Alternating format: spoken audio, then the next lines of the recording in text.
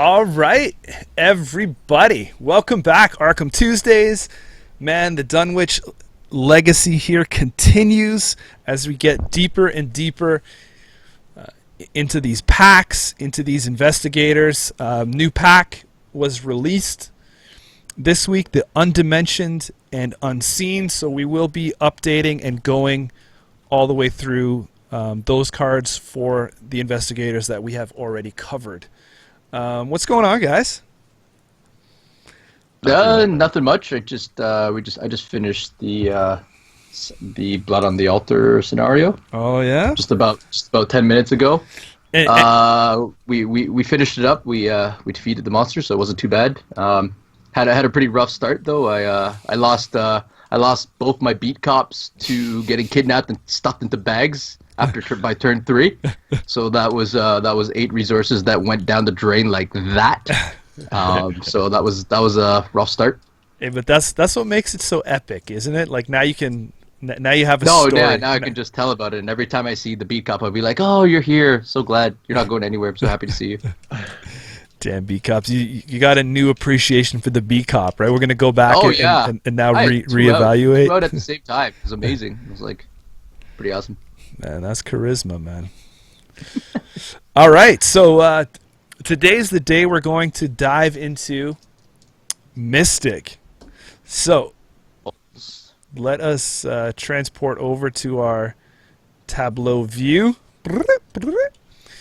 Here we are, looking at our boy Jim, the musician. Who wants to start with Jim?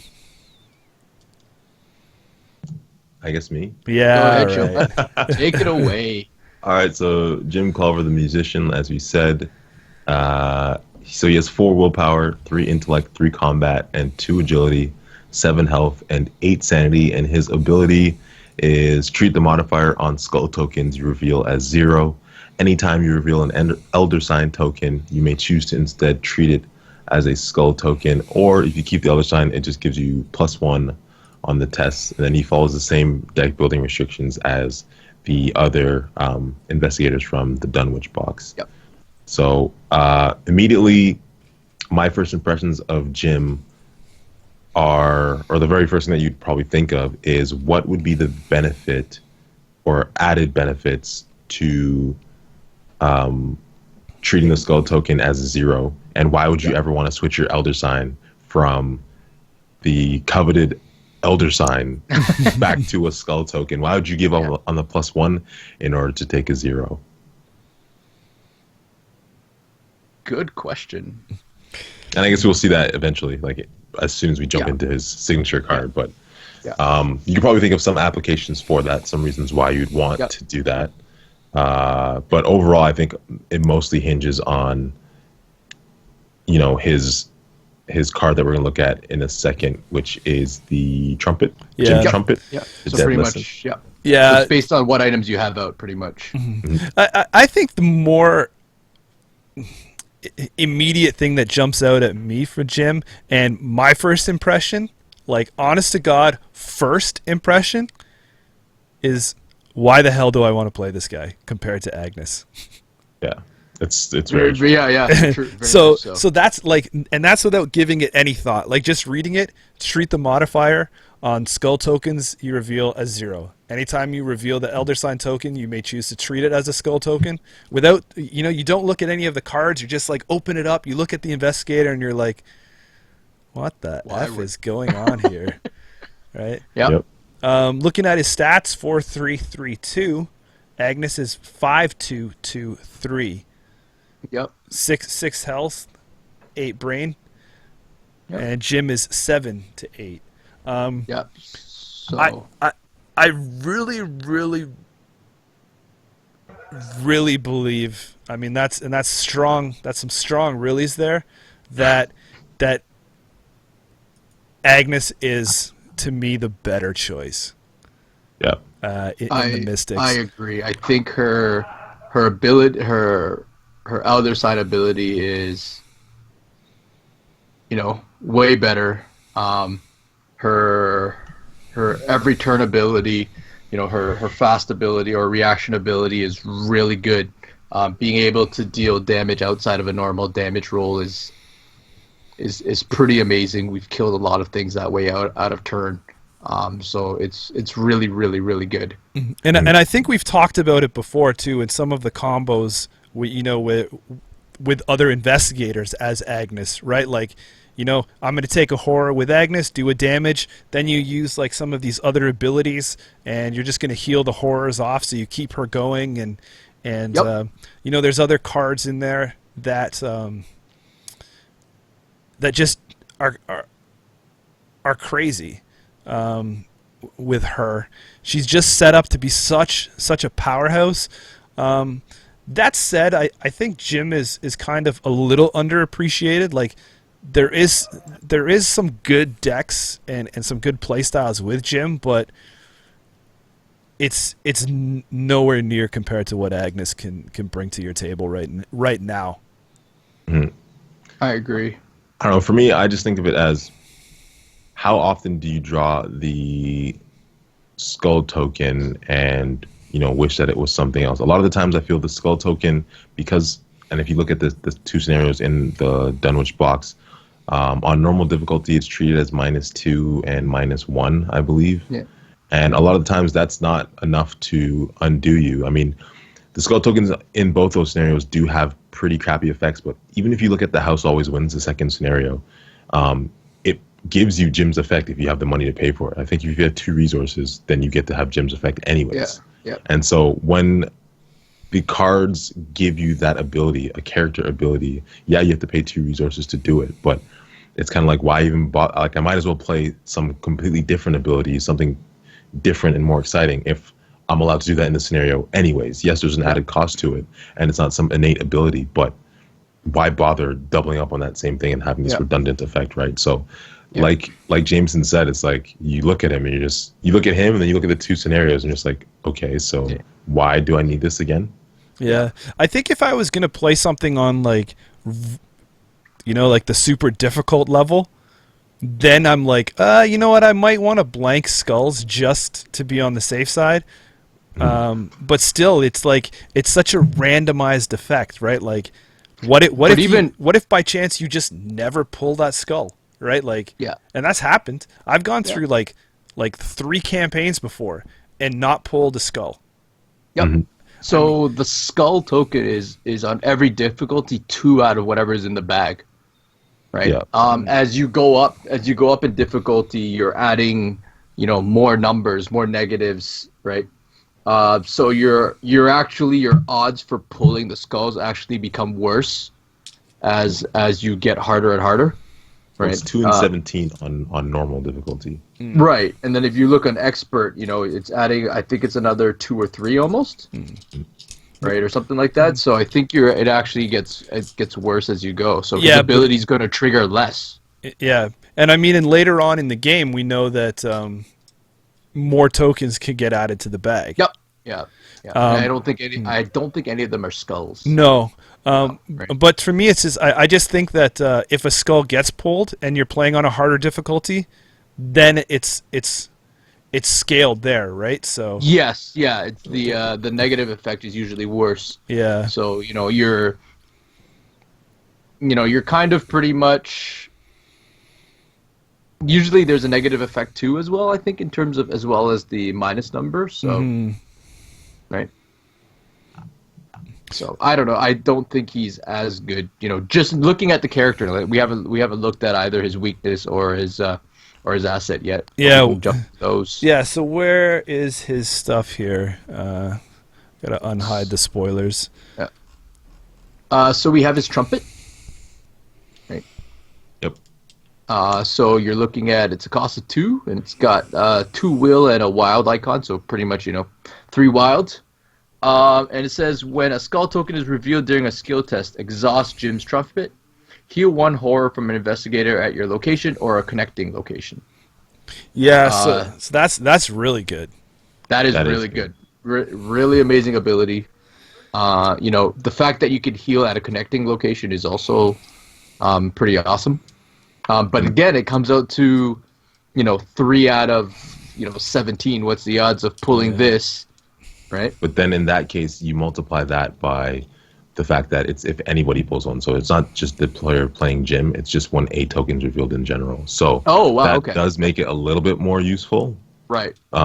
Because you're just able to jump in and kind of piggyback off of whatever other people pull. But even still, the amount of times that you're going to trigger this probably isn't too high as the campaign goes on. Yeah, I mean, as long as you're in the right... Like, I figure, too, that, like, when the stars align and you pull the skull token, when you know, at a certain time, you still have to look at it and be like, okay, I'm going to be able to use this benefit, but what is the negative effect that I'm doing right now? Because essentially I'm still failing a skill check, or I'm failing something because I've pulled a skull, and now I have like these negative ability effects, right? Mm-hmm. Right. So does it? Maybe it doesn't. It's not. Maybe it's not worth it, right? Because I mean, turning it into a 0, okay, right? Like you should be able to pass, but sometimes there's like additional stuff written on those cards for if a skull is pulled or whatnot, and right? it doesn't cancel that part of it, so you still have to deal with that effect, whatever it is, right? So yeah, you may heal 1 sanity somewhere, but you might take 2 or 1 somewhere else, so it doesn't, and those things can be pretty bad sometimes too. So, not bad icons to 2 wills and willpower and a wild. Yep. The trumpet is one-handed, which is nice. He doesn't have to. You would think thematically you would need 2 hands to play the trumpet, but I guess he just holds that it. good. He just that holds good. it. Yeah. Yeah. He's got the swag, man. What do we got from on his negative side? That's the final Rhapsody. Right. Which is Revelation. Reveal 5 Chaos tokens from the Chaos bag. For each skull or tentacle token revealed, take 1 damage and 1 horror. Immediately after reading that, my initial question when I first opened this box was, do you reveal 5 in a row, or do you reveal 1, put it back, reveal another 1, put it back 5 times? And I believe that the ruling, and even the ruling on Arkham DB, It's 5 in the at FAQ once. says 5 at once. So dig your hand in the bag and take grab 5 a out. bunch and just throw them out on the table, kind of thing. Is that, okay. Yeah. So I guess this could be very bad, but at the same time, a lot of times you're probably only going to take 1 damage and 1 horror. Yeah. I mean, the worst you could take is 3, I think, right? That's 3 of 2 each, skulls which still sucks. No, there's only right so far. From what I understand, it was like 2 on average. It's like 2 skulls and a fail, right? Yeah, so you could get max. You can take up to 3 and 3, right? 3 and 3, yeah. So that would suck, but is that going to happen all the time? No. No, probably not. And the other thing is that this card is very forgiving in that it doesn't say then return this to your deck. It just happens once. One time done. Yep. And then you're done. Yep. And because you're revealing the tokens, you reveal the chaos token, the skull token. Say you have the trumpet out, you get to heal 1 right away, and then you're good to go. So there's a lot of ways to get around this one, and the fact that it goes away. Oh no, it doesn't work though. The trumpet is only on a skill check. Is it only a skill check? It's check? revealed during a skill test. During a skill test. Okay, I didn't see that. So it doesn't work. Right? I thought it was just when one was revealed. Okay, never mind. So you can't do that. But even still, I don't think that this card is going to be. It's not terrible. It's right. No, I think it balances him out, right? Like obviously he's not the powerhouse, so why give him like a powerhouse weakness, right? So this weakness is very workaroundable. I mean, you don't even need to burn actions to do it. It just happens, right? Like just got to do it. It's not like the other ones where it's like burn 2 actions or stays in play or whatnot. It's just, here it is, let me check it. And essentially as the game goes down the road and your bag gets fatter, your chance to draw those are decreased, right? So Yep. I think that's I'm not. I ain't scared of no Final Rhapsody. Me neither. Yeah. Compared to Dark Memory, I don't think it's, which is Agnes's weakness. So it's 2 costs to place 1 Doom on the current agenda. This may cause the current agenda to advance, and if it is in your hand at the end of your turn, reveal it and take 2 horror. Oh yeah, that's horrible. Yeah, it's pretty bad. You kind of pretty much once you see it, you kind of have to play it.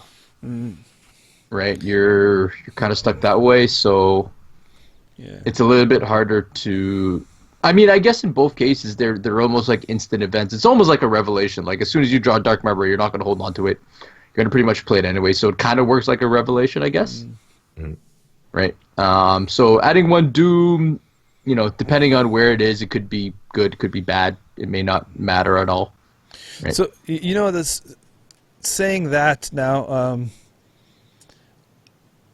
I'm really not that high on Jim right now. Like I would play him just for the challenge of the deck building and different options like that. But yeah, I mean, when it comes to power compared to Agnes, like if we really have to compare apples to apples, and we're saying, Mystic Investigator to Mystic Investigator from the options we have right now, I mean, Agnes is like good to great. Yep. And like, I don't know, what's Jim like? Average? Yeah, I would say average. I don't think he's below average. I don't think he's bad. No, I don't think he's bad. He's either. just not interesting, I guess. Right, and then it's like his abilities don't right away seem to join with anything. Yeah. Right. So it's not like he somehow makes money so he can play a lot of the Guardian stuff, which tends to be pricey or stuff like that. So yeah, I'm not even sure what class to play him with as your like neutrals, right? Like I'm trying to think. You look at, I don't know. I'm really feeling like that most of the when you build a deck with these new guys, like let's be honest, right? Like a good chunk of your base when you start out is coming from the core set. Yep. And that core set is based on Agnes right now. Like sometimes, so you really like looking for these support cards that boost Jim's ability with the skull and other stuff on some of these other cards, and you have to like wait. We've been waiting for the packs to come, right? So I mean, he's not fully flushed out yet because the cycle's not completed. Maybe he's going to be something down the road, but right now, currently, yeah, he's average to me. I can't think of anything off the top of my head that kind of makes it man like I really want to use these cards with him. It's just kind of like, yeah, okay. And we've seen 2/3 of the cycle, and they haven't released anything for him yet. Yeah. I think to me, John, I fully 100% agree with you with the whole wrap up that you said, that he's just not that interesting right now. Yeah. And that's about where he lays. Yep. All right, let's get into the support adventures for him. So looking at what came in the box with the Dunwich stuff here, Rite of Seeking. Yep. All right. This is a 4 cost, pretty hefty asset that is got 1 investigate check. Spend 1 charge, investigate using your will instead of the lore. Right. Right. If you succeed, discover 1 additional clue at this location. If a skull, cultist, tomb, squiddy, or Squiddy. This is testing your knowledge here. or the ever popular Jameson fail symbol is revealed during this test. After that test resolves, lose all remaining actions and immediately end your turn. That's a pretty big mouthful. Yeah. Oh yeah. Being able to use your will, especially for Agnes, is pretty good because you're looking at, a 5 compared to a 2, which is like a +3, so that's pretty big, right? The the kind of the negative in this of drawing symbols is, I don't know, it can be negated. Like you can do other things first and investigate last. Unless there's like 2 investigations you need to do or something like that. For the most part, I don't really care about it as much. It doesn't really affect anything. You play around it. The cost is kind of pricey though. That's the only thing that, to me, hurts this. 4 is a lot to spend. It's a 4 for 3, and that's what makes it rough too. That like 4 you're not getting 1 for 1, right? 4 for 3 uses. You mean? Yeah. This is. Like this is something that you're looking to try and maybe get extra charges on if you're putting it in. 1 arcane slot. I don't really feel like I'm not reaching for this card.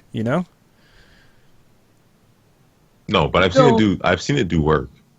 That's the thing. Yeah, for sure. I mean, I think it's one of those cards you kind of always want every investigator in your party to be able to get clues if need be. Maybe some are better than others, but there should always be, maybe a plan in there somewhere. So I feel like this has a place in the deck. I just don't know if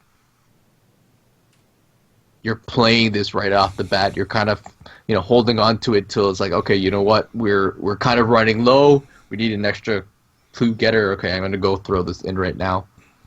Right. I just don't like the fact that it's like if any symbol is drawn, you lose all your actions. So now you're really dictating how I have to, like when I have to do my investigation, right? And usually I want to go in there. I want to be able to investigate first, and if I can get a clue or get that last clue or something like that, then I can have at least a turn left to do something still. To react to the situation. If I have failed it, I can try again, or I can, prepare myself or put myself in a better situation.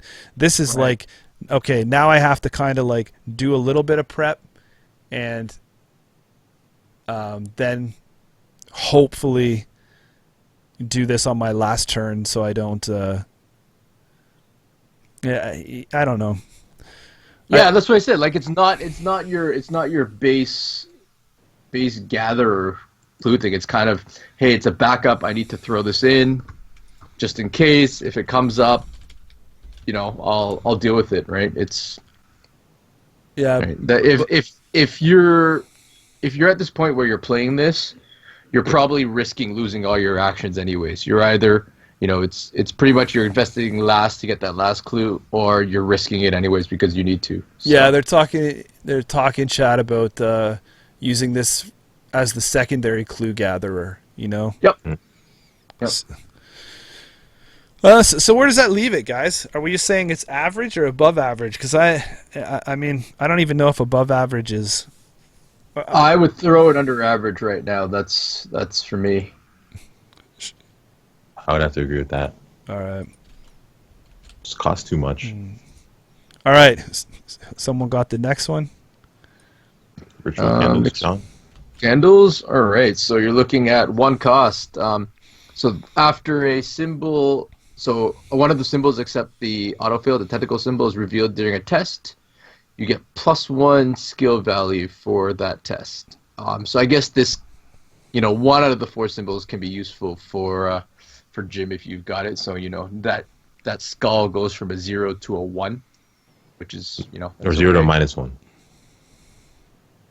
+1, 0 to +1, right? Yeah, 0 plus 1, right? The rest of the symbols, the rest of the symbols give you +1.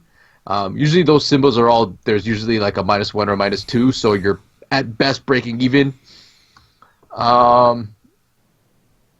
It's the issue for me is it takes up a hand slot, right? And it's kind of like I feel like there's probably other things you're probably going to use your hands for besides this, +1 on a chance that you draw something. I don't know. It's okay to me in everything else except the card slot, which is taking up. Well, what are Mystic players holding in their hands? Yeah, I was gonna say that I couldn't think. That's true. At least it's not. At least they're not mystic candles, and they're taking up your, That's true. Your That's arcane true. slots. That is very true. I have thought about moving this to other factions when I deck build for some of the other characters. I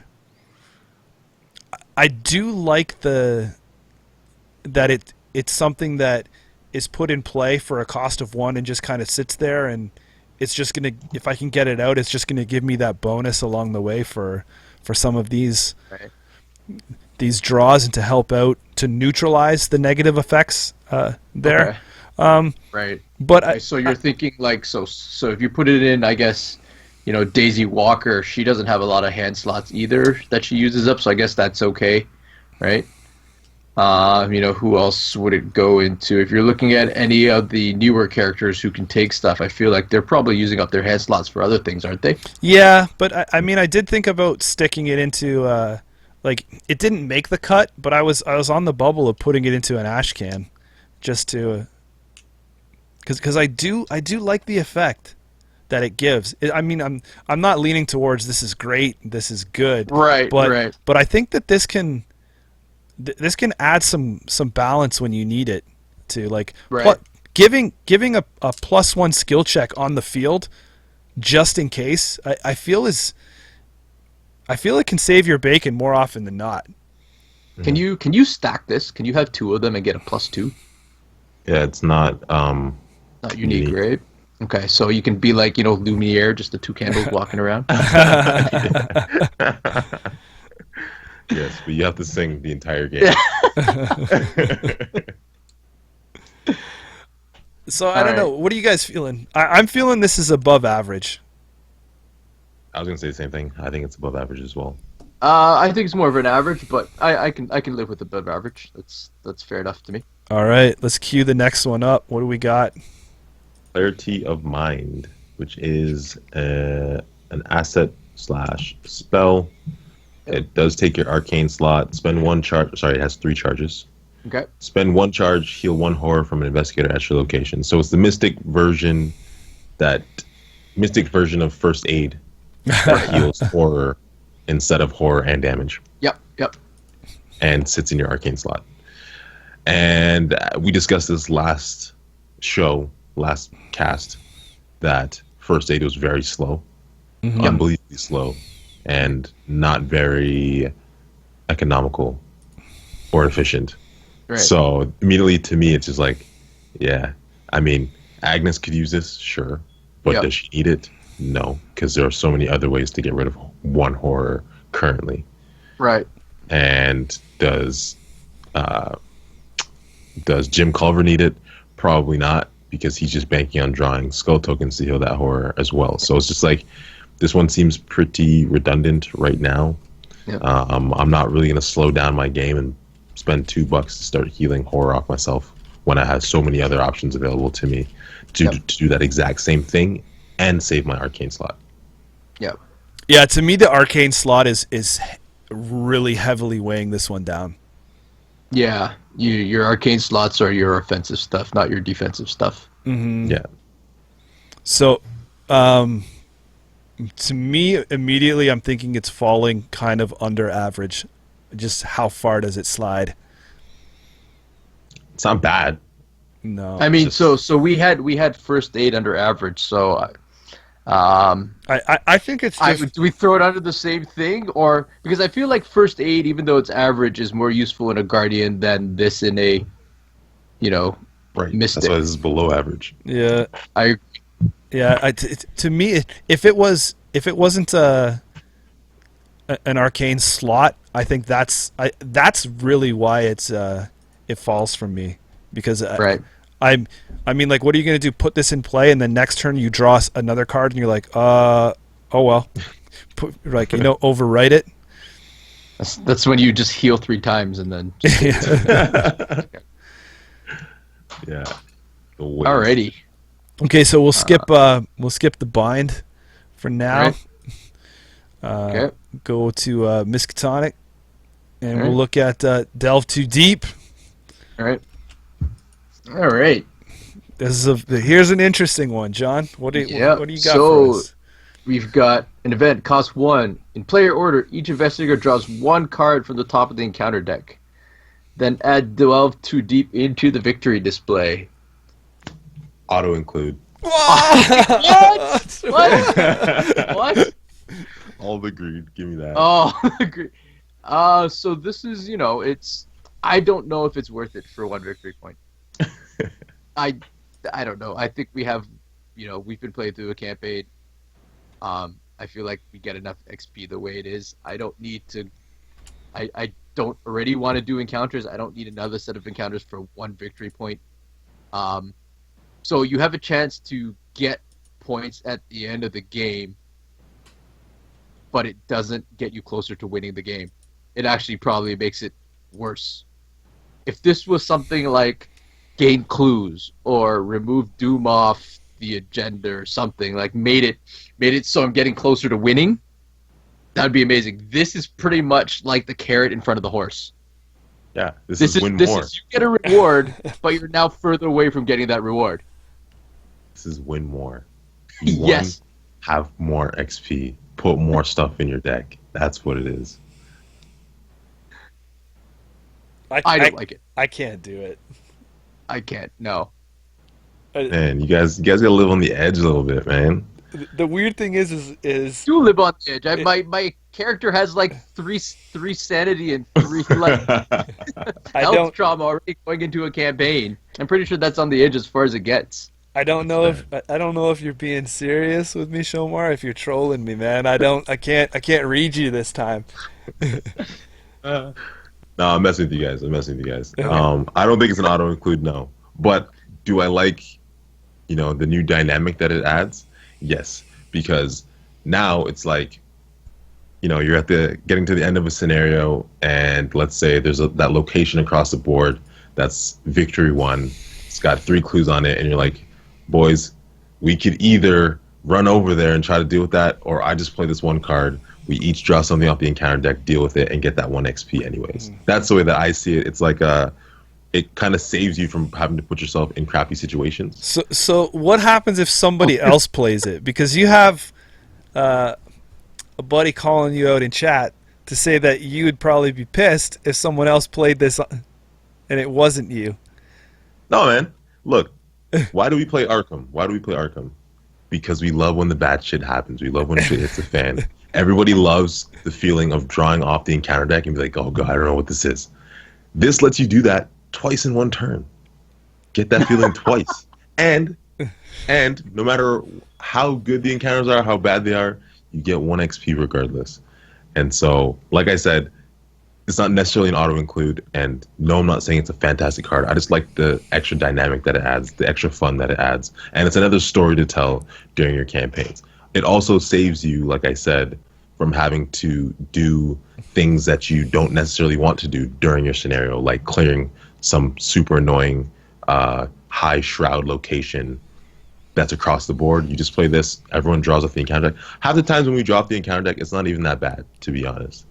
So why not get the 1 XP if it's like the first 2 scenarios of your campaign? You got to build up. Kidnap. Yeah, don't do it in that. Like, this is very scenario dependent. All right, core set campaign.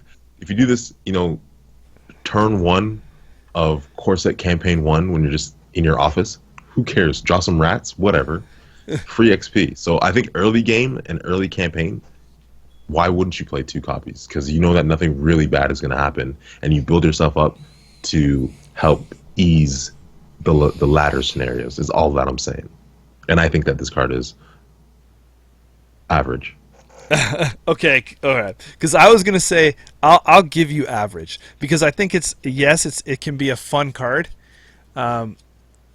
He gets depressed enough when I do Drawn to the Flame. It's facts.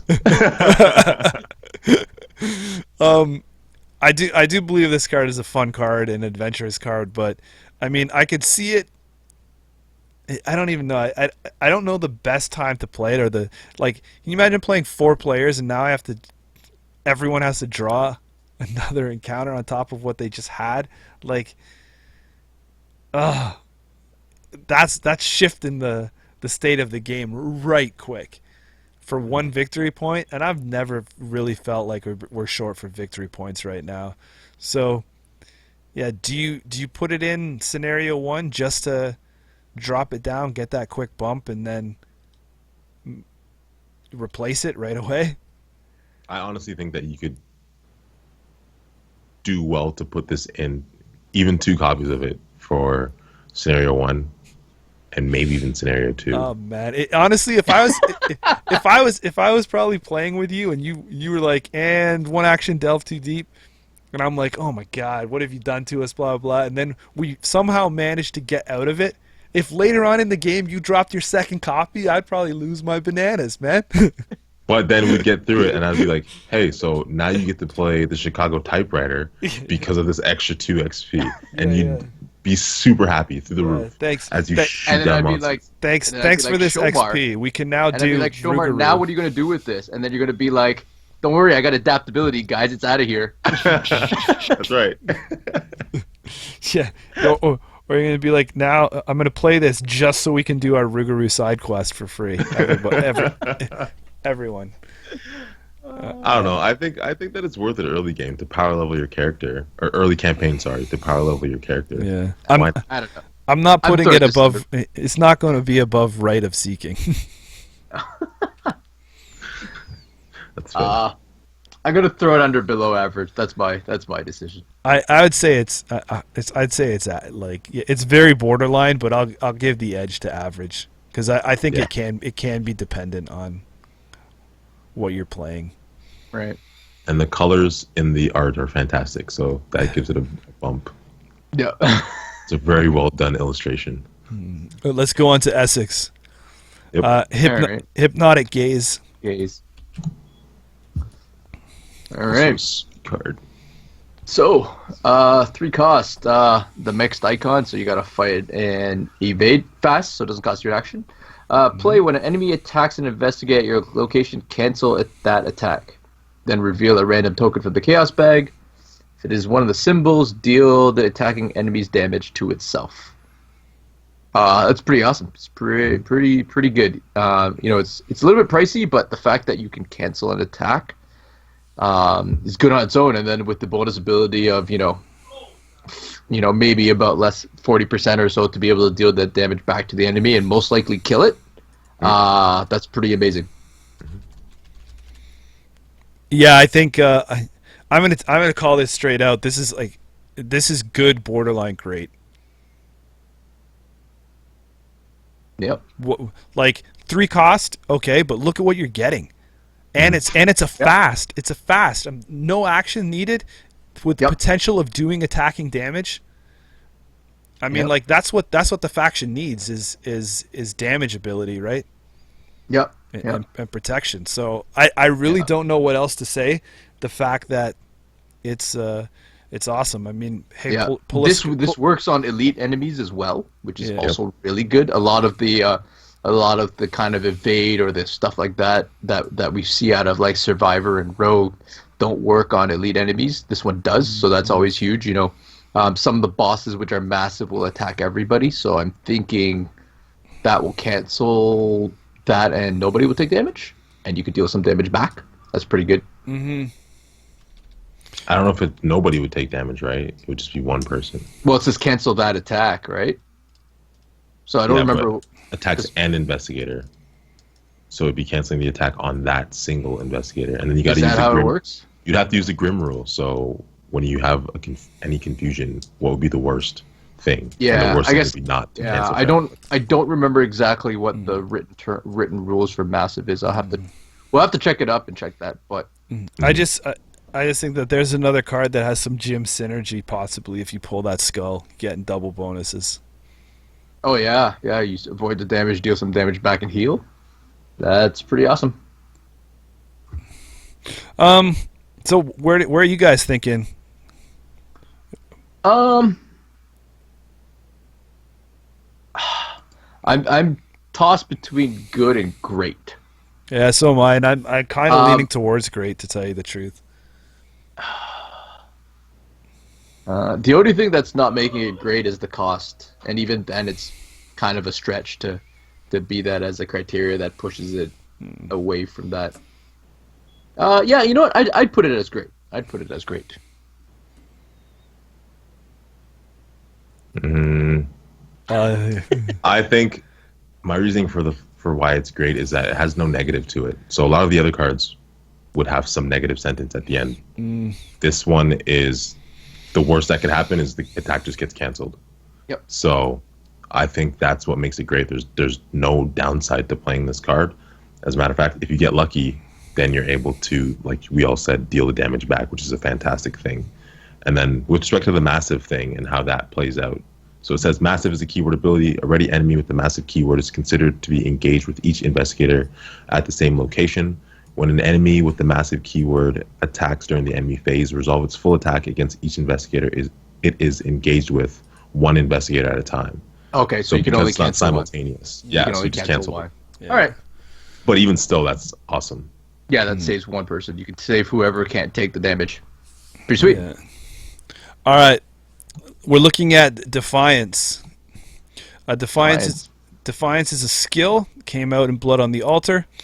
It's got a wild skill check ability. Before revealing tokens for this test, choose one of the following symbols. Obviously, everything except the tentacle. Ignore the effects of the chosen symbol during the test, including its modifier. I don't really. Well, I don't care for it. I see the uses of it because there's always a situation where you know which one you don't really want to see or want to draw. But do I want that so badly that I'm going to put this card in? Yes, it's a wild symbol, so +1, but it's just like I don't know that is completely necessary. Yeah. Does the flavor text say enough? No. Does that answer your question? I don't know, man. It's as far as cards that, basing a card off of how you feel about it at first glance and immediately how you think you could use it. I just feel like if I'm going to put this skill in my deck, I'm better served to put the other skills in my deck over this one and not really worry about the symbols. Just worry about passing the damn thing and drawing a card after you pass. So just put a card in that's going to help you pass. Yeah. Like Unexpected Courage or whatever. Yep. And do it that way. Like, don't worry about wasting a skill on this Defiance crap and then guessing which symbol, and then you don't pull that symbol anyways, and you're just like, oh crap, whatever. I guess I didn't need this one. That was waste. Yeah. So screw it. I'm just gonna run go Unexpected Courage. Unexpected Courage will most likely, if you're playing on standard difficulty, will pretty much cancel the negative part of the check. Right, I think most of those checks are normally like if you fail, do something. I'll go out on a limb and just throw this one out there right away, and I'm gonna say this is a bad card currently. Just because the same thing. I don't. I think it's too much of a risk and a gamble, right? Like, am I putting this in here for the chance that when I play it, I'm gonna that token's gonna be drawn, and then I get to cancel its effect? Yeah. Yeah. Right. Yeah. Unless something changes down the road, and then again, we can reevaluate and look. But I don't have a slot for this. I'm not slotting something that is, I don't know. Give me a low number. One in 13 useful kind of thing. Yeah. Right. So. Yeah, I agree. I'm gonna say bad. I'm gonna say unranked because I mean I don't want to call it a bad card, but shit, it's just not. This is why we pay you the big bucks to make tough calls as an analyst here. It's just so stupid. That's what it is. Is there a stupid section? Or it's just a why section? Why was this even created? Why? I don't know. I'll agree with both of you guys, man. I really can't say it's terrible because I see what it's trying to do, but the only version of this card that's necessary is one that says you can guess tentacles, and then you just guess that every time because you're like, I just don't want the autofill. And then, and only then would that card be useful, and still it wouldn't always see play. Yeah. Because are you really going to waste a slot on that? Like, the fact that they went with every other token and we still don't care, and we wouldn't care if it was tentacles either, and wouldn't necessarily be a double up in every deck, is why this card is bad. Yeah. So I agree with both of you. All right. You can put it wherever you want. All right. We're looking at Alyssa Graham. Who's got this one? This is one of the new ones from the newest pack. All right. So she's a unique, right? So it's a one-off. 4 cost. 1 health, be sanity. You get +1. Is it knowledge? I guess. Right. So if you're looking at Agnes, you get her up to 3, which is kind of average, still not amazing. You're playing it in Carver, you're looking at 4, which now I think we're getting to a point where it's pretty good. So as kind of a free action, exhaust her. Look at the top card of either the encounter deck or any player deck. You may then add 1 Doom to Alyssa Graham to place the looked at card on the bottom of the deck. I think she's she's pretty good. Being able to, I don't know if I'd use it on the player deck, but I definitely use it on the encounter deck. I just don't know if that placing a Doom can be pretty bad though, and it makes it not useful all the time, and now it becomes a situational thing, and I don't know if you want to pay $4 and fill up a ally slot for this. So looking at this card, I want to say it's good, but we can talk it out here. I like it for the fact that, so the negative is that, okay, if I put her out, I'm burning an action, right? Yep. So I'm going to exhaust her and look at, obviously I'm going to look at the counter deck. So basically I'm setting it up for next turn. So I'm going to look at the top card of that encounter deck, and to me, I think 9 times out of 10, I'm not removing it. Like, I'm not putting a Doom on. All I'm doing is saying, okay, this is the encounter card. I'm putting it back, and then when we go to draw cards, because you're allowed to draw them in any order, like any player can take the first turn, I'm probably going to, be the person that says, you know what, John, maybe you should go first.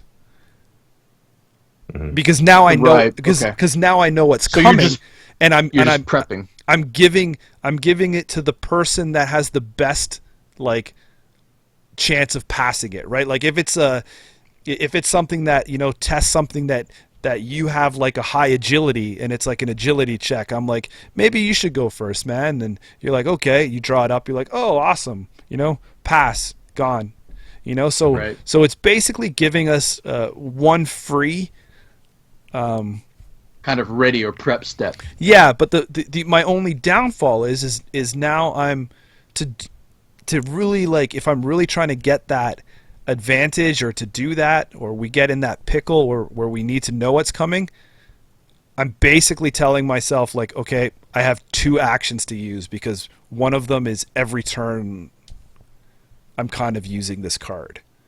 But this one's a lightning bolt. It's a lightning bolt, so it doesn't cost you as an action. Oh, yeah. Yeah. So it's just getting her out the first time. After that, it's pretty much a free look, right? Oh, in that case, yeah. Then that's just it's good as gold. Yep. Yep. So. What about the price, though? What do you guys feel about that? I think that's what's hurting it. I think it's 4 is expensive out of a Mystic. I think it's expensive, but I think it's worth it. Mm-hmm. And I think I can see down the line some card coming out that reduces the cost of the first ally you play by 1. It's going to happen. No, I don't see that happening, because this game is not designed by Lucas. It's going to happen. Trust me. Trust me. Arkham version of Hostage? It's going to happen for sure, man. There's going to be something. Some way, somehow. It's going to have, a negative, like take a horror to reduce the cost of the next ally by 1. Something stupid like that, but it's going to make all these cards a lot more playable. I guarantee. So where, Shomar, what about your thoughts then on where this is? Are you on board with everything that was said? You think it's good? So when I think of these, I always look at what allies were offered in the core set. Is this going to be something that you play over, everybody else, such as the Arcane Initiate? And when I look at the Arcane Initiate from the core set, I say yes, I would probably rather have this over the Arcane Initiate easily. Arcane Initiate, if you guys don't remember, helps you just look up, I think, the top 3 cards to find a spell in your deck. Yeah, but that costs you a doom to put it into play. And it costs you a doom. So this one also could end up giving you a doom, and I feel like, yes, the Arcane Initiate only costs 1 to come in, and yes, Mystics always want to find their spells, but you could probably survive without playing the Initiate. In fact, a lot of people go without playing her anyways now. Yep. Mm-hmm. So I think that you don't have to worry about which ally you're going to try to fit into your Mystic deck at this point, and because of that makes this card much more playable. And I like Jameson said, that use for it, being able to kind of look in advance, know what's going to come up, and then choose who's going to take what. So now you don't have the issue of like Daisy pulling some elite monster and having to somehow figure out how to deal with it. Right. You can choose who's going to get the encounter. Yeah. You could even use this with Delve Too Deep. Knowledge is power, man. Right? And get that one nice encounter, then worry about the rest later. So, I think this is a very useful card. Even at cost 4, I still like it a lot. That is expensive, yes, but it's something that you're going to use all game, right? Yeah. So, I think that it's very good. Does that mean it's great? It's very good.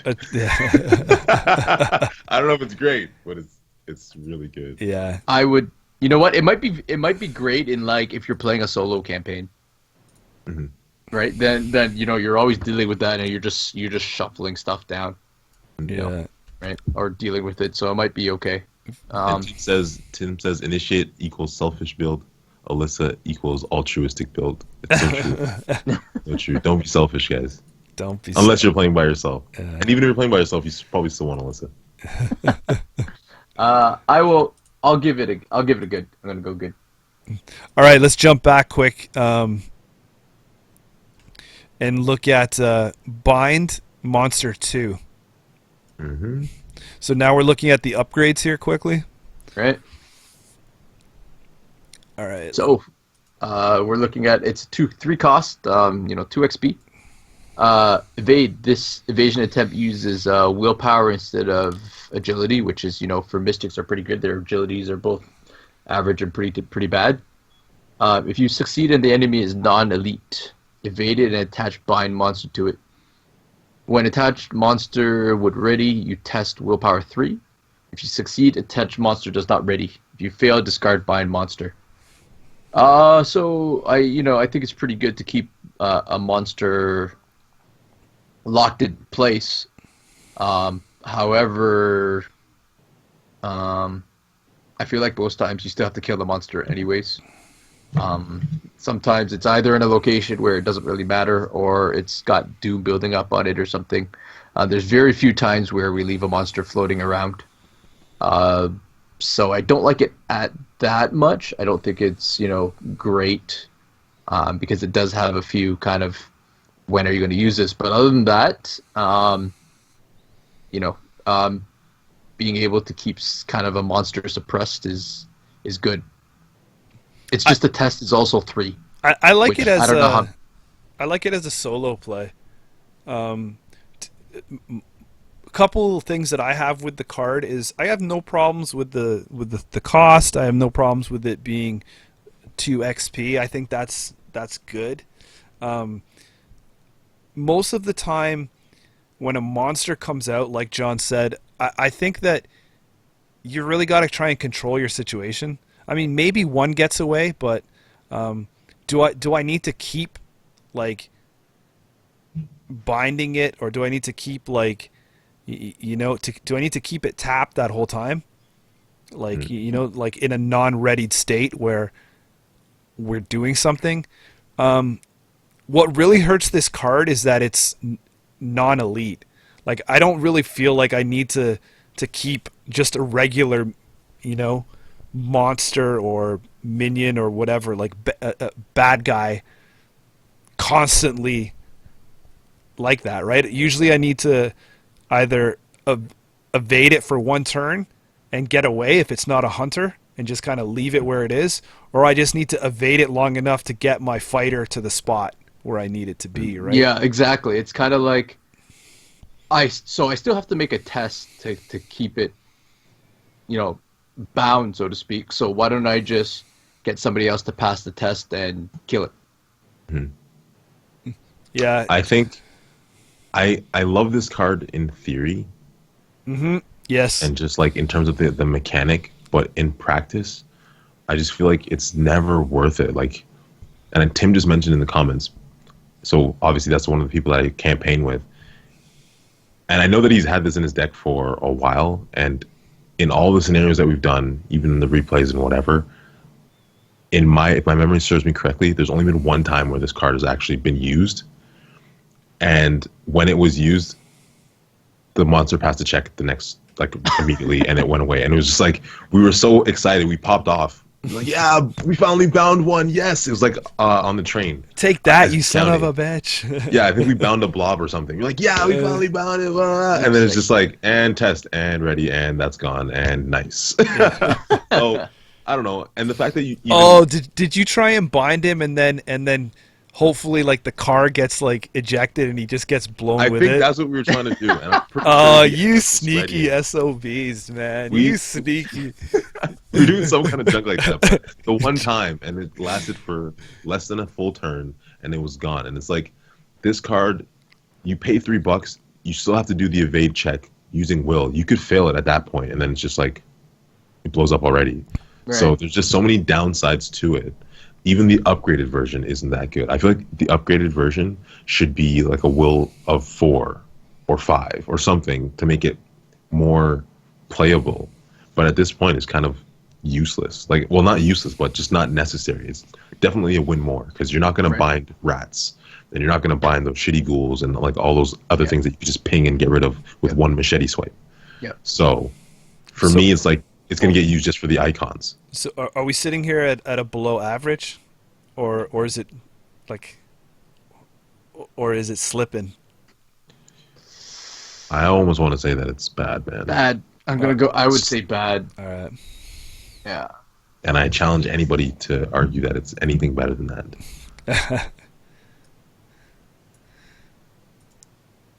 All right. What's the next one? Let's go Miskatonic card. So that's Song of the Dead? Yes. So it's a 2-cost asset with a willpower skill icon. Yeah. Uses 5 charges. Sorry, uses. It has 5 charges. That seems good. Yeah, that sounds very good. Let's see what it does. Spend 1 charge. Fight. This attack uses willpower instead of fight. You get +1 will for this attack. If a skull symbol is revealed during this attack deals +2 damage. So Jim's looking a lot better right now. Yeah. So right off the bat, obviously it's a good card for Jim. Yeah. I think fight in Mystic. If you're Jim, this is pretty much where you want to get to, right? Like. Yeah. Yeah. So to me, it's good. Yeah, I mean, in Agnes, you're at 5. +1, so you're at 6, right? Even if you draw a skull symbol, they're usually like -2, right? So you're still, you're still at 4 or so, which is, still pretty good on top of it, and you draw a symbol, the +2 damage is huge, and 2 costs for 5 charges. That's an amazing payback. That's most things are, if you're lucky, 2 for 3. Right, so 2 for double and a half, double and an extra 1 is really good. I think, this card in Jim Carver is great. You think it needs to be great, or do you think it needs to come down a little bit just to balance it out in other decks? No, I think even in other decks. I mean, like you said, you put it in Agnes, and Agnes is punching for 6, right? That's That's, more than most other things hit for. Yeah, that's uncalled for. Right. Five charges, 6 skull, Yeah, 2 extra right? damage, right? That's- Yeah. But my thing is though, you gotta again look back at shriveling, right? Because shriveling costs 3, yes, but it as well uses willpower instead of fight, and it deals every time +1 damage. And then Right. if the symbol gets revealed, you take 1 horror, and then you still get the ping for 1. So I think for Agnes, it's better overall to use shriveling over this Right. card. This card is still nice to have in an Agnes deck. In those games where you can't find your shriveling fast enough, whatever have you, at least you have another option, just like any other deck would contain various different weapons. Right. I like that this just adds another layer of damage out of Mystic, so Right. you don't have to rely on the shriveling. So do you think that stops it from being great?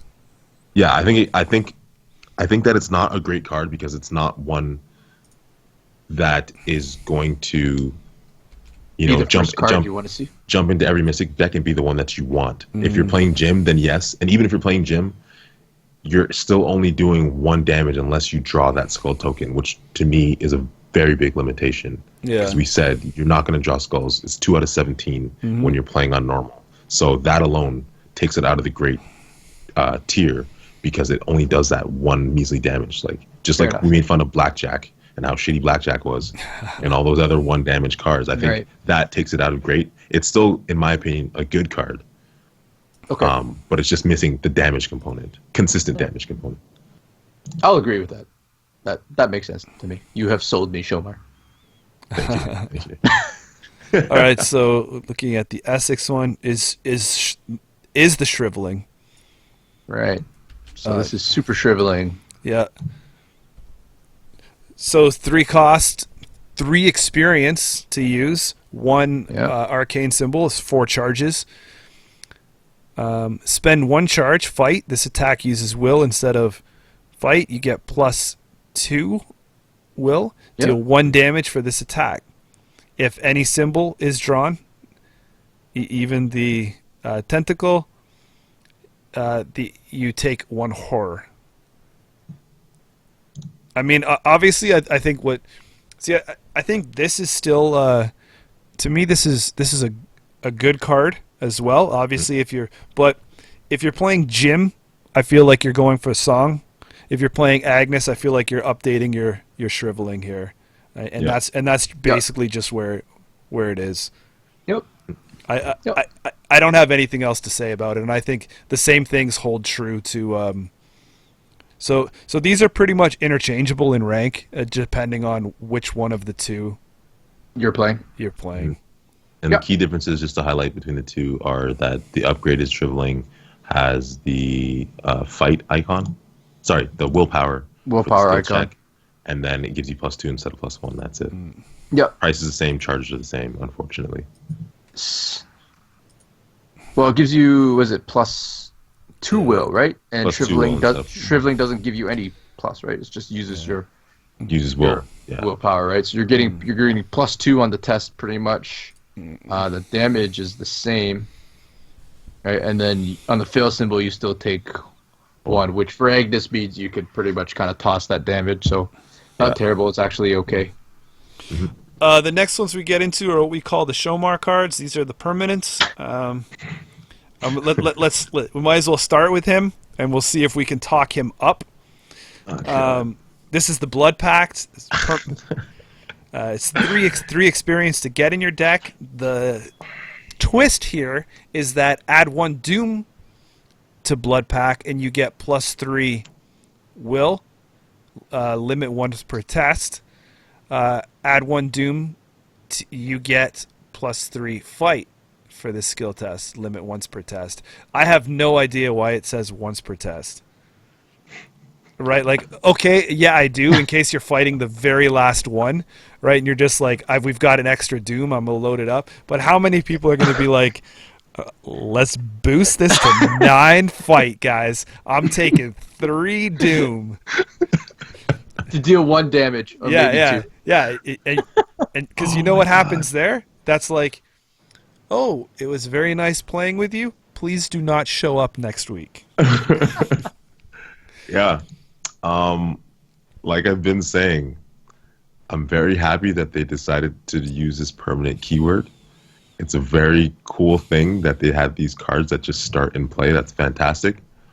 Because these cards start in play, they obviously made a very deliberate attempt to make sure that they were not overpowered. In fact, many of them are just terrible. This, in my opinion, falls under very bad, terrible, because you are not, there's no way to remove the Doom once it's on this Blood Pact. So you're not, yes, it's going to be in their early game. You're not going to use that early game and just screw your group over and have everything at a deficit of 1 Doom for the entire scenario. Yeah. So when are you really going to use this? And like Jameson said, you know, if it's the end of the game, last round, you need to get this 1 big hit in, then you're going to take the Doom in that case and hope that, you know, it doesn't screw over the scenario. It's just like there's too many ifs and maybes and what ifs and whens to make this card useful. And I'm not paying 3 XP for this. XP to give myself permanent Doom. Doom. Like, it's never happening. There's no question. Right. And if anyone plays with me and does that, Tim, if you ever play Blood Pact and decide that guys, I'm just going to take this Doom to guarantee this. Like, no, that's not on the agenda ever. This card is so silly to me. I'll tell you why I can't play this card. John knows why, because we played a couple games together and he's seen the power, and I'll be like, guys, we really need to win this. Let me just take 2 Doom here. I'm going to boost my ability and tentacle. Fail. Right? So I mean, I know what side of the scale it's going for me, and unfortunately I don't think I can talk you that far up, Shomar. So I'll pass it to John. Oh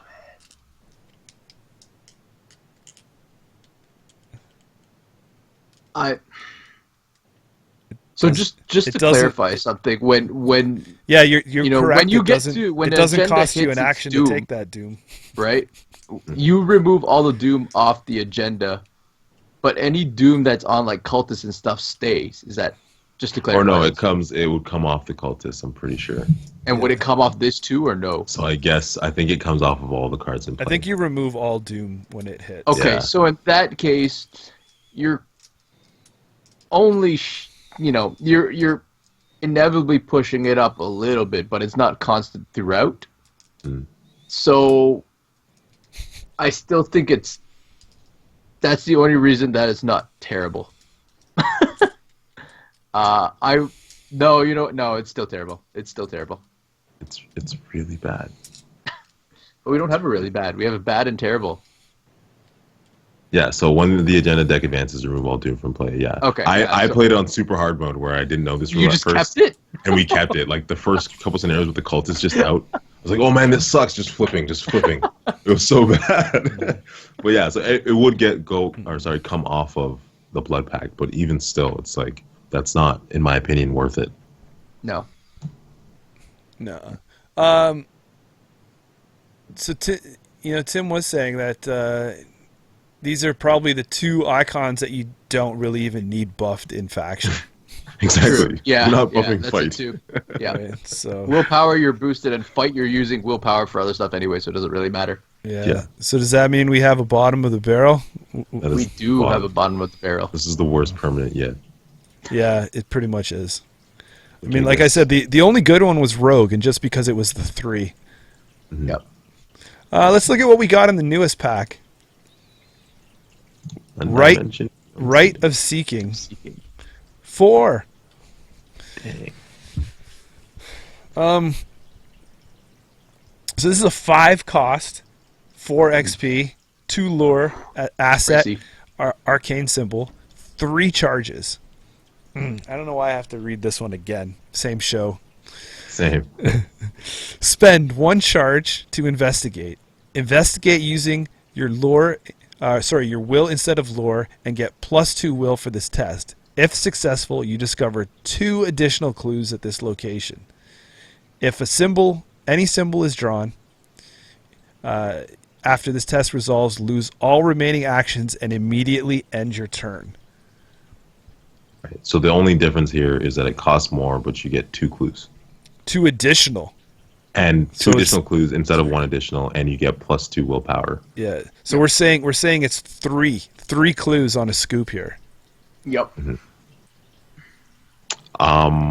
My immediate thought on this is that because it costs 5, it's going to come out mid-game, and because it comes out mid-game, chances are the location that you're at is going to have less than 3 clues, and then you're going to be trying to figure out ways to make sure that you're somewhere where you can maximize and get the 3. Yeah, That's my only issue.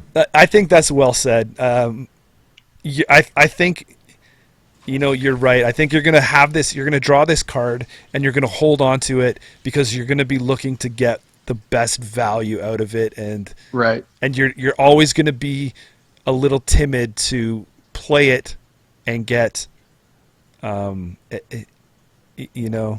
Just full. to gain the 1 clue instead of one, the yeah, 2. 1 or even 2 or Yeah. you're You're looking paying 5 for 3 charges, and you don't want to waste a charge not getting max value. Yep. Yep. Yeah, I mean, but that being said, I do think this is above average. No. I just think it's average.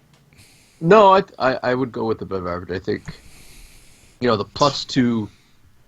Was it the +2 versus the +2 will. the +1? No, versus No. just it's using +2. It's the +2 is always huge.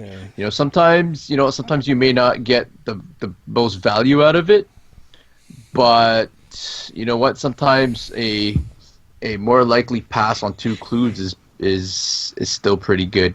There are times near the end of the game where you're kind of down to the wire in terms of having to gather all the clues, and you know what? This might be worth it at that point. You may not be getting full value out of it, but sometimes the chance of a higher success is worth the cost at certain points in time. So I don't know that you would throw 2. This is not like your first go-to, but it's definitely good to keep in the deck. I agree. Yeah, I think it's good. It's above average. as a one of. Yeah. Just Yeah, one. yeah, as a one of. Okay. Cool. So that's the Mystics, and Yep. make sure you check down there and check out the curve. Let's just jump up and clean up some of these other cards right here. So in this Undimensioned and Unseen, we have a Guardian called It Bleeds. Yep. It Bleeds is a 1-cost event that includes a lure in a fight. It's a fast. Play after you defeat a monster enemy. So monster as in like a keyword monster. Each investigator at your location heals horror equal to that monster's horror value. I like this card. It's cheap. It heals, horror, usually most likely 2. If you're playing Guardians or your fight, usually your horror is what you get hit first. So being able to heal that is really good. I guess the only thing that holds it back is, I'm not sure what the breakdown is in terms of monsters in a deck, and it's kind of scenario based. Some scenarios actually have more monsters, some have very little. So it depends on that. But other than that, I don't think there's anything wrong with this card at all. No, I agree. To me, for the sake of that, it has to hit on monster. That's kind of like the only real negative there. The fact that it's cheap, it's a fast ability. You're getting two skill check icons on it, and it's basically pay 1 and each investigator. So if by chance you're a very timid group and everybody's walking, together, hey, maybe it could be a 4-for-1 kind of thing. Yep. You kill a monster, everybody cheers. Yay, they feel better about themselves. Everybody feels better. Yeah, but I mean, as the game goes on, to me, this just kind of averages out to an above average card. It's very campaign dependent though as well, because like John said, people take tons of trauma throughout longer campaigns such as his. So having a card like this, turn 1 and turn 2 of a very late campaign where people have tons of trauma would be nice, because everybody is going to be grouped up and you're able to get rid of that trauma from the very beginning. Yep. I think right now for me it falls under good. Oh, good, huh? Yeah, I think that monster thing puts it from great to good. But I think it's being able to heal that much horror among a bunch of people, potential bunch of people, for one cost and no action. The potential is too great right there. Yep, and even if it's just yourself in the room. So Yeah. you agreeing with that, Shomar? Then it goes to. I think it's a good card. Okay. I like it more than First Aid and that other one that we saw out of Mystic. And that's just exactly how it ranks. Looking at the upgrade here, we have the Springfield M1903. I love it. Sniper rifle. Talk to me. I love it. So 3 ammo, spend 1 ammo, fight, you get +3 fight and deal +2 damage for this attack. Cannot be used to attack enemies engaged with you. So obviously this is a ranged weapon. It does take 2 hands though, unfortunately. But I like the fact that it's +2 damage. I like the fact that it's 3 shots on it. I don't like that it has to be an enemy that's not engaged with you, because a lot of the times when you're playing blue characters, guardian characters, you want them to be engaged because you have the machete, right? Yep. And I mean, this, I guess, kind of changes the playstyle, because if you're going to play 2 into weapons, you're probably not going to put a machete in your deck anyways. So maybe you're playing like the guardian ranged style. Yeah. Or you're running bandolier or bandolier. But man, 4 cost, 4 XP. Like it's expensive. If you're going with this play style, like can you really drop 8 to get 2 of these in? I mean, shotguns are 5 cost and 4 XP. Mm-hmm. Right? So it's even more, unless are you saying that this isn't as good as a shotgun and you take shotgun over this, or would you not take shotgun at all?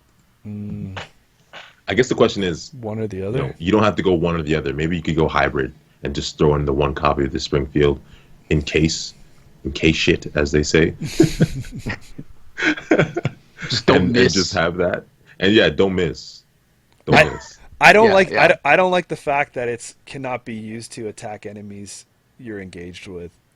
I think that's such a drawback to the actual that's such a drawback to everything I've seen a blue character being played like.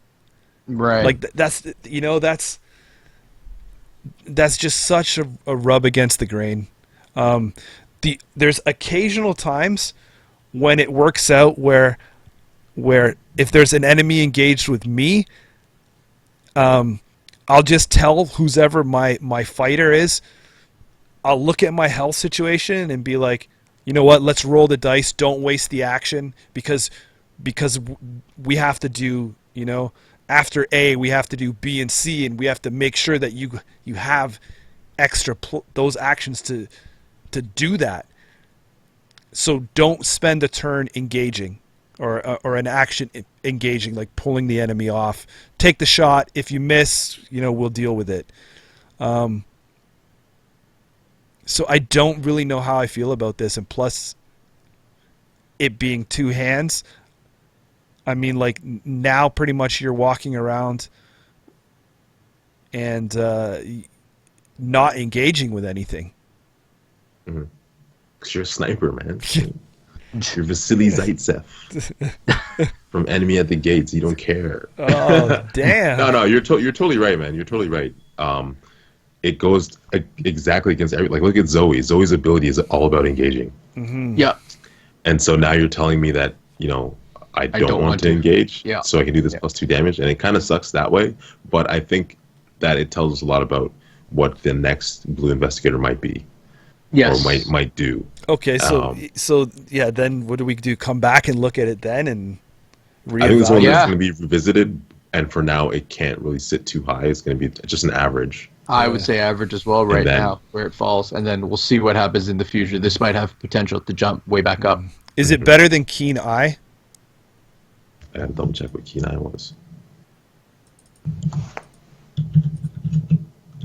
Because I do not remember that at all. Keen Eye. Oh, the permanent. Oh Yeah. God, yes, yes, it is. Yes. All right. So that was that. All right. So moving to the next block, we have Seeker, Inquiring Mind. Yep. Oh my God. 3 wilds. Commit to a skill test only if there is a clue at your location. 3 wilds, man. And how often is the Seeker not going to be seeking out clues and be at a location that has at least one on it? Yep. I think this is great. And you can make the argument that, like, if you're playing Rex, you're going to clear out the clues so fast that this won't be playable. But you can play this on a check to get the clues and just clean it out. Like, you're going to use this to be like, hey, there's that card that, if you pass by 2 or more, you get to draw 2 extra clues, right? So you do this, you put this down, and you're almost guaranteed you're like, 2 clues on top of it, right? So you're even if you're not using this to do stuff outside of it, you're using it to gain your clues faster and to making sure you're past those and you not wasting that card and that action as well. It might be better out of faction, to tell you the truth. That's also true. Yep. It's also very true. Yeah. Right. Out of Roland, right? That's your fight. Kill something, take the clue. Yep. Right. You don't have to investigate. You need to, throw this down with shotgun or something. Yeah. Blast away, and then just there you go. Thank you for the clue. Goodbye. I'm out of here. I totally agree. Yeah, because to me in faction, I don't really know how I see this being advantageous. Or really, because I look at a play style of your fighter goes into the location first in case there's something bad that spawns or is there. So you're not really contributing this to, even though there could be clues there. He's already in, his turn's already over, you're not contributing anything to his turn. So when you move in there, you're just kind of cleaning up clues, and I don't know if you really need to use them to like, are you saying get this clues. Is like a win more out of Seeker? Almost, right? If you're playing solo, I think it moves the value up a little if you're playing. And because then you have to deal with the bad guys or the bad thing there, and there's obviously clues at that location, and you just investigate as your second and third action and do whatever you need to first here. But I do think it's better out of faction if you're playing even with a group. So fair enough. I just don't know where it. I think it's good. Not great. What keeps it from being great? What would keep it from being great is what Jameson said, and usually the order in which things go. And I mean, I've seen it both ways. I've seen it where the Bruiser goes in first and then the Seeker comes in after. Right. But I've also seen it where the Seeker goes in first in hopes that I can get in there, do whatever I need to do, hopefully not take too much damage, get the clues and get out. Right. And I guess it all depends on your play group. But yes, there will be times when this card is just going to sit kind of dead in your hand. Right. So, I don't know. I still think it's an amazing card early game. I just don't know how it works out as the game progresses. To me, like if you're talking about good, to me, I'd probably put this at the bottom of the goods. Yeah. Ooh, interesting. Under seeking answers, and I've got a plan. Like, how would you compare this to, unexpected courage? Right. So you gain 1 extra wild, but you're on a kind of a condition, right? Because that seems like that's kind of like, that's your default skill that it doesn't do anything, but it just gives you a straight boost. Yeah, that's what I mean. I would be very willing to take the -1 wild and be able to use it on anything, whenever, for whatever. Okay. And I think that's why Unexpected Courage is there's still a lot of parity between the two of them, and Unexpected Courage might even edge it out just a little bit because there's no condition. Okay. So I guess you could say that they're both great, and unexpected courage is still on top, just because of how widespread it is. Right. Right. So But does that? whatever the case is, I mean, that's a good point comparing it to that card. Like, does that turn it into an above average card then? Like, how much weight do you put on that condition and that extra? I'm putting this. I don't think it can drop any lower than good. Actually, that's where I would be sticking it. Like I was leaning towards great, but now when you compare it against unexpected courage, it's no longer that this is going straight into my deck. This is I gotta weigh this a little bit, so that puts it at good. But I don't think it can drop below that in my opinion. Mm-hmm. All right, expose weakness. This is a 0 cost. It costs 1 XP. You're looking at a lure in 2 fights. It's a fast ability and played during any lightning player window. Choose an enemy at your location. Test lure X, where X is the enemy's fight value. For each point you succeed by, reduce that enemy's fight value by 1 for the next attack performed against it this phase.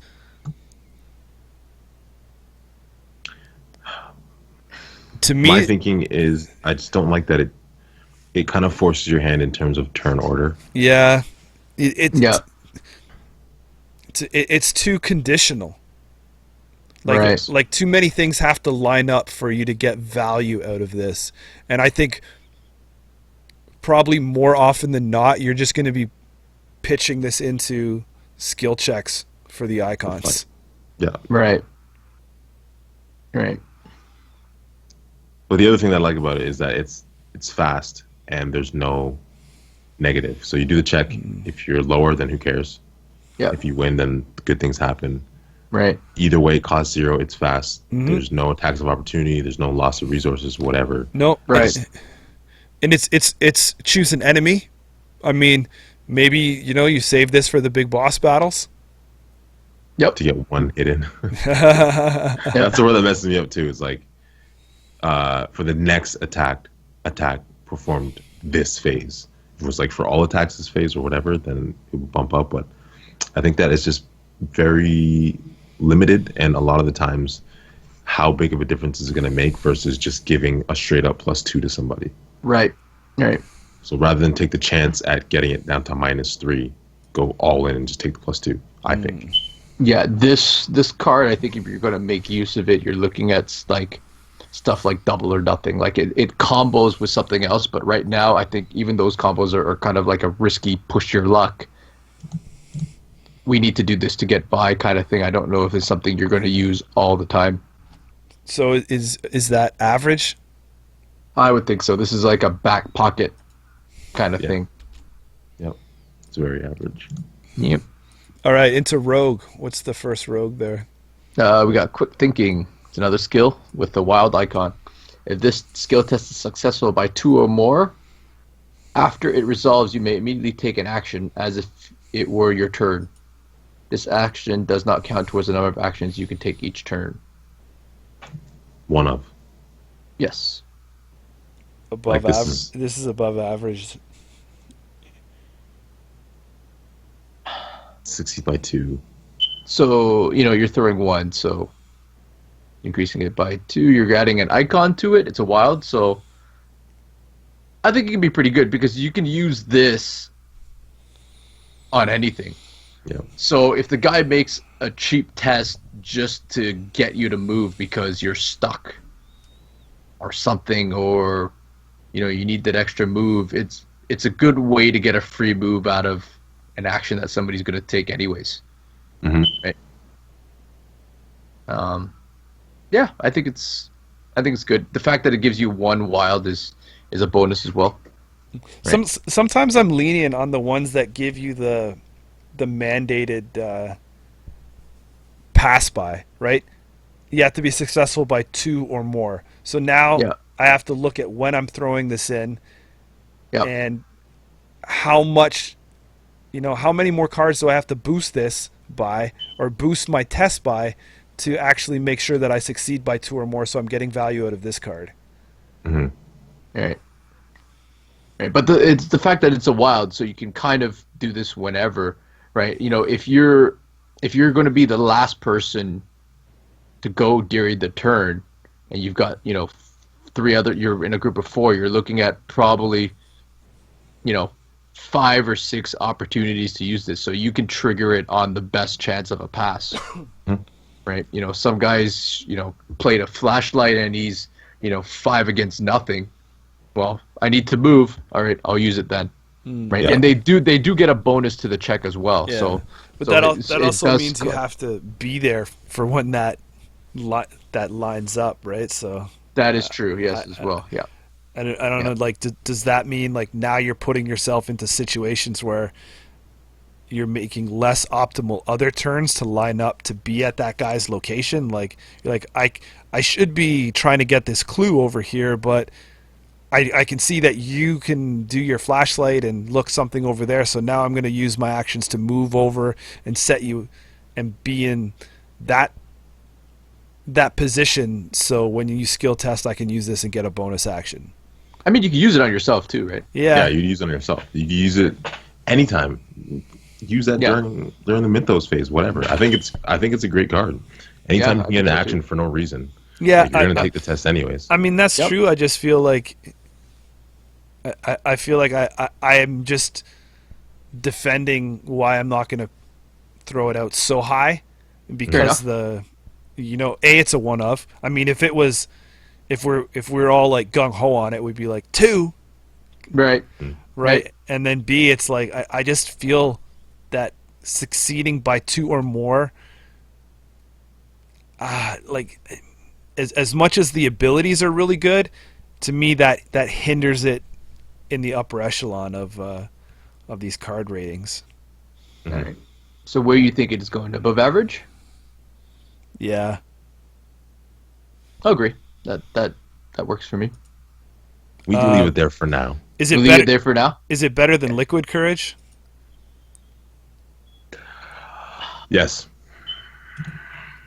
I'm going in. Yes. John? All right. Yeah? You agree?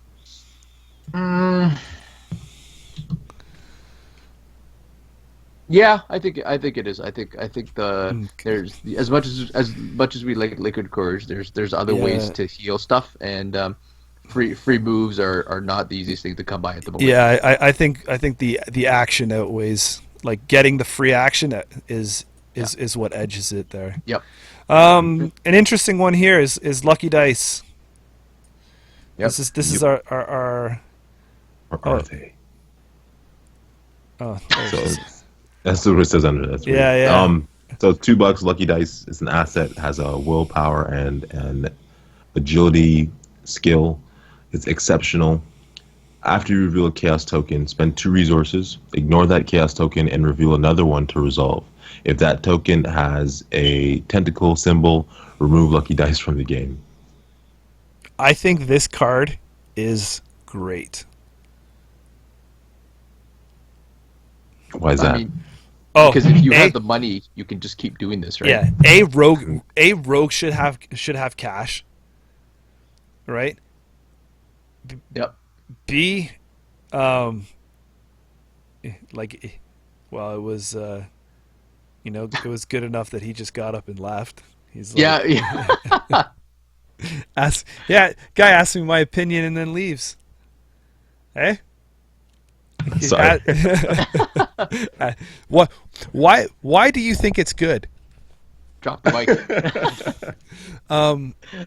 Okay, so honestly, where I'm going now is that the cost to put it in play is so undervalued compared to what you're getting. Yeah. Rogue should have money, and it's a necklace slot, man. This is just gonna sit on the board forever. Like, what else am I putting as a pendant in Rogue? This is phenomenal here. Elder side, maybe, if you're kind of getting punched in the head a bit, or brain power. But yeah, no, I agree with you. This is, for what you pay and what you pay afterwards to be able to manipulate that bag and just be able to do it over and over again. If you keep, unluckily drawing, not that tentacle symbol, but everything else is really good. Rogue should have the money to pay for this to keep, rolling out and not crapping out, so to speak. Okay, so here's the question, and this is printed right here as I'm reading this. Okay, the exceptional keyword doubles the printed experience. Oh yeah, I forgot about that. And it makes it 1 copy per deck. Is that true? Yeah. So, Right. Do the investigators' deck building restrictions refer to the printed XP or the total XP cost? For example, could Wendy add this card to her deck as she can only buy rogue cards costing up to 2 XP? It doesn't say printed in the deck building restrictions, so I don't think that you'd be able to count it as a 2.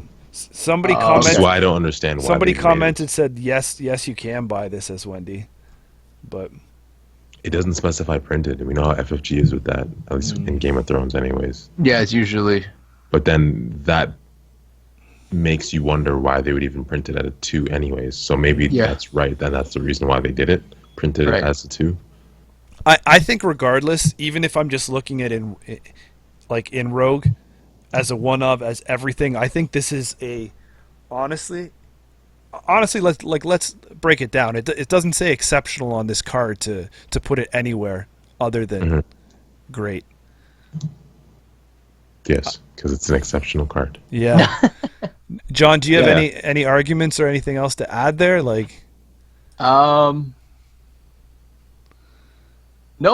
I don't think so. Even with the 4 XP, nope, it's great. Question for you guys. Yep. Would you play this as reveal a token, you don't like it, you ignore it, does it go back in the bag, then you draw again, or does it set aside, draw a second one? Because it just says ignore it and reveal another one, so I don't know how that would work. My first instinct is to always do it in the most negative, so I think I would throw this back in. Right. Okay. But then wouldn't the most negative really be to keep it out and have a higher chance to draw tentacles and lose the card? That's true. Touche. So I need a ruling on that one. I'm not really sure. Ignore that chaos token. I guess I was thinking most negative is that you'd pull the same one out, right? So unless you pulled the automatic fail first. True. And then that's not going back in. True. Interesting. Regardless, that's a rules question. We'll worry about. I still think that doesn't change how awesome that card is. Yeah. I agree. I think it's great. Opportunist. We'll figure out. We'll get some clarification on the time. Yeah, I'm sure someone will throw it in the comments and stuff. Opportunist. Opportunist. Yeah, is a skill for 2 XP. Commit only to skill tests that you are performing. If you succeed by 2 or more, return Opportunist to your hand after this test instead of discarding it. It's 1 wild. In my opinion, it's easily average. The only upgrade to this is that the core set version is 3 or more. This one's 2. The core set one was below average or sucked. Yeah. And this one's just still average. You're getting +1 wild. It's kind of whatever. And it's 2 XP, right? So you have to pay XP. To pay to put this in. Just even below average, because I'm not paying. Yeah. No, I don't like it. You want to say below? I'm okay I would say with below. Normally, I'm all cool with these succeeds by 2 or more kind of things, but to get this back into your deck, I don't think that gain is worth it. Is it better or worse than adaptable? Is adaptable the other permanent? Adaptable is one that allows you to swap out. The cards. Oh, right. Yeah. And that's the other one we had at below average. So just see where. Adaptable's better. Yeah. Okay. Yeah. I'm sad to say. All right. So I think that concludes everything there, guys. Yeah, I think so. So all we have is Survivor left. Yep. Yep. And a pack in a bit. A couple packs Yep. left. Any closing arguments from you guys? No. I think we kind of covered everything. FFG needs to work on that permanent keyword, man. That's it. That's it. These permanents have been very, very underwhelming. No doubt. But you can't make them too good either, because then they just pop out at the start and you don't have to go find them, right? Yeah, that's fine, but just make them cost 5 XP, or like 4 XP permanent exceptional, like something like that, just to make it very, very hard to attain. But once you do, they pay for themselves. And then it's worth it. Don't just print terrible permanents just for the sake of printing permanents. That's all. That's my final argument. You hear that, FFG? Yeah. Get on that. You hear me? All right, guys. Thank you, everyone who's tuned in to our series. Again, the link to this tier list is below in the description. Thanks to everybody joining us live on these Arkham Tuesdays. And we will catch you next week. All right. Happy gaming. We're out. Later, guys. Later.